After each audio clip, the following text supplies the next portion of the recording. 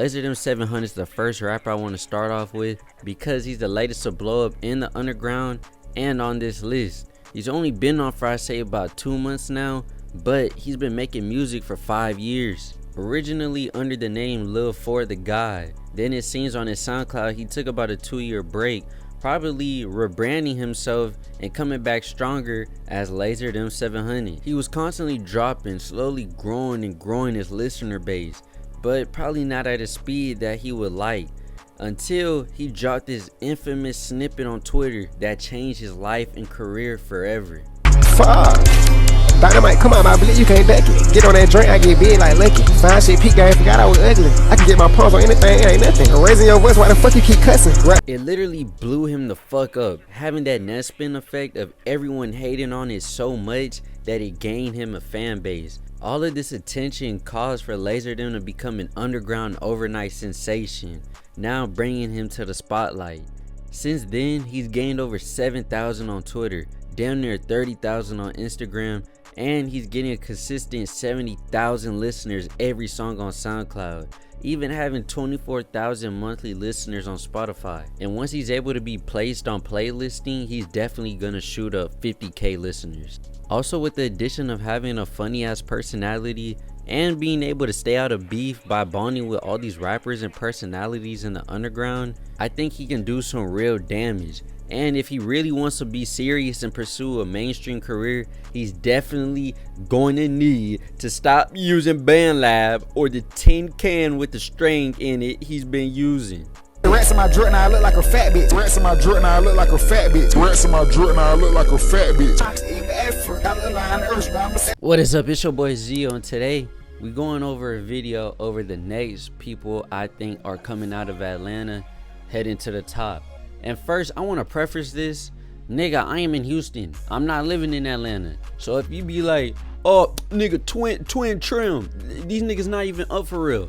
They're obviously up if they on my radar in Houston across the fucking south.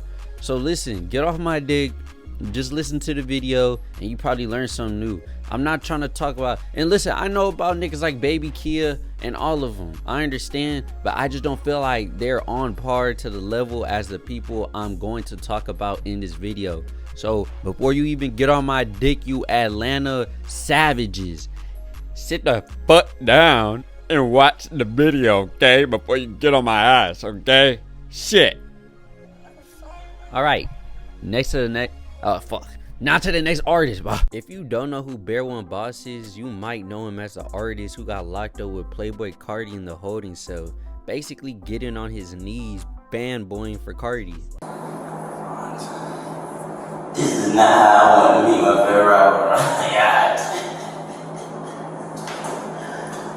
That infamous clip has now skyrocketed the career of Bear One Boss, but that doesn't excuse the constant grind that he's been on way before. According to his SoundCloud, he has released over 400, almost 500 songs. That's including 33 collective albums, EPs, and mixtapes that dates back as far as 8 fucking years ago. Some of y'all were still pissing your bed whenever he started dropping, bro. And it's not as if he was going unknown. According to him in interviews, and even if you just look on social media, you'll see he has close ties with artists such as Trippie Redd, Trinidad James, and his godfather is also 2 Chainz, bruh. He's hung out with Drake. He has a song with Sofago. He's linked with Jalil. He's been shown love by D Savage and many more people. He also had the opportunity to sign with 1400 Entertainment,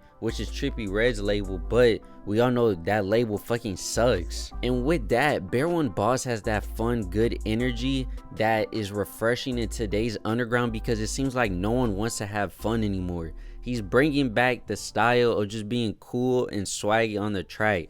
And he kind of gives you that 2016, 2017 Lil Uzi feel whenever he was younger. And I think with the connections he has and the 145,000 monthly listeners he's already collected, if he can be here for 8 years, why can't he be here for 8 more years? Lil Tony isn't your everyday conventional underground rapper. He doesn't sound like no Nespin, no Yapo, no Xavier, no Rich Amiri or nothing. He is a true Atlantean, and that nigga be trapping.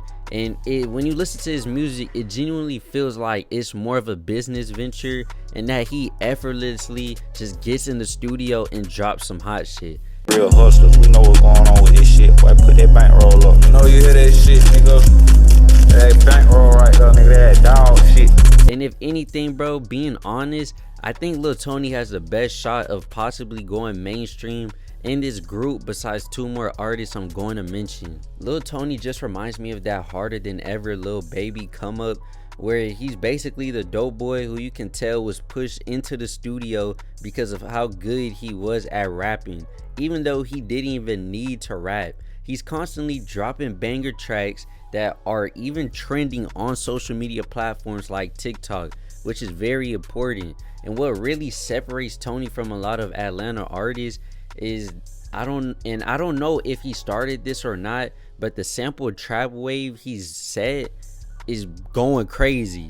He's been sampling old and new hit songs, making them into his own. And he also has his own original tracks that are gaining a buzz. And with over 600,000 monthly listeners, I don't think it's crazy to say with just the right feature or cosign, Tony can be the next one up in the rap game, no dick riding. Glock 40 Spaz is a name everyone in the underground rap scene should know, and that's because of how versatile, consistent, and dedicated to his craft he is. When I first heard of G40, and yeah, I'm gonna call him G40, I'm not gonna call him Glock or Glock 40 or Glock 40 Spaz. So you could click off, go leave your little dumbass mean comment, and then you could come your bitch ass back to this video and watch the rest, okay? Alright. But when I first heard of G40, it was Be Right Back. And I thought this shit was so hard, bro. Not even knowing at that time there was an endless field of bangers with this man, bro. At the time, I think he was just recently gotten arrested, and I thought this was gonna be like another TK situation where I find a banger from an artist and boom, this nigga locked up and gone forever. But that was a complete opposite from the truth, bro. Though he's locked up, this nigga's gained a wave and a movement from behind the bars. Kind of like an X situation where he goes into jail and comes out bigger than he was going in. And that's genuinely all based off of how good his music genuinely is, bruh. Even being co-signed years back by Opium J, who is the A&R of Opium. And if you don't know what an A&R is, it's basically a person who scouts for artists to be signed to a label. And seeing as Opium has some talented and well-off artists, it goes to say being co-signed by them isn't anything little, bruh. Though he's been locked up for I say about 2 years now, he's still, and I don't fucking know how, bro. I genuinely do not know how, but he's constantly dropping new music videos for songs on different albums. Not even to include the multiple albums this man has dropped damn near every 4 to 5 months. It feels like you can just tell how committed he was to running up this music shit. And at this time of the recording, he sits at a respectable 490,000 monthly listeners. If G40 gets a chance to get out soon, bro, I'll tell you right now, this nigga is definitely gonna have the streets on lockdown. If he can get out in the next year, I'll say. I want to make this one short because everyone watching this video, bro, already knows who the fuck Tana is. Tana, formerly known as Baby Santana, is a well-established artist at this time with 1.4 million monthly listeners. Only at the age of 17, nigga. I was not doing that at 17, bro. I was getting like fucking 10 streams a song at 17. I don't believe this is peak though. I actually do believe that Tana is able to progressively get bigger. And I know some people might hate to hear it because this nigga gets hate, but his potential is very high, bro. You can't lie. And sure, he's been on a later wave of trying to cosplay as Young Thug for some reason. And that track cut, I'm with Eli. On the phone with the bitch, say be mine. And that pay body pants, I can't see behind. Better get it for right and get left behind. I told him lock in. You gotta work, catch him when you cock in. I put 10-5, we not boxing. We in that fist, both fuckers a tank. They like to camp out, running that tank. They in the damn house, we in that rip. Every time I roll out, they gon' get flipped. That nigga shit, I ain't worried about.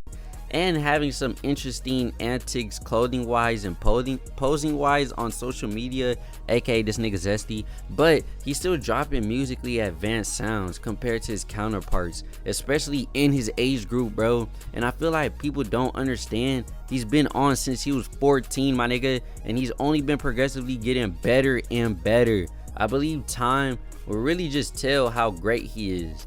And last but not least, I wanted to sneak this nigga in before the video ends, but Until Japan is definitely underrated and shows a great amount of potential. He's vastly unknown and not really out there yet, but I believe he has that hard rock appeal where no one really knows who he is, and when he drops he stays himself. But just like hard rock, he'll pop out whenever that time is right. Right at the moment of this video, he has 80,000 monthly listeners, but if you give him the time, next year those numbers could double and triple on themselves, bro. And that's no over exaggeration, like dead ass. If you agree with my list, let me know. Get in the comments, put me onto some new artists that y'all feel is coming up out of Atlanta, if that's what you believe. And if you live in a different state and you feel like your state slept on or needs to be put on, then shit, let me know. Shit, put me on and I'ma be there, bro. I'ma see what y'all really talking about. But if you enjoyed this video, like, subscribe. I hate to beg for that shit, but you know, actually I don't even need to beg for that shit, because y'all really be doing that shit yourselves. Like, the interactions on videos is crazy. Plus we going crazy so far. So bro, y'all do y'all thing. I love y'all. If you want, the Discord is going to be in the Discord link is going to be in the description. My IG, whatever, follow, like all that shit, whatever. I love y'all. Stay cool. Soldier out. Bye. I ain't coming home. No time on the weekend.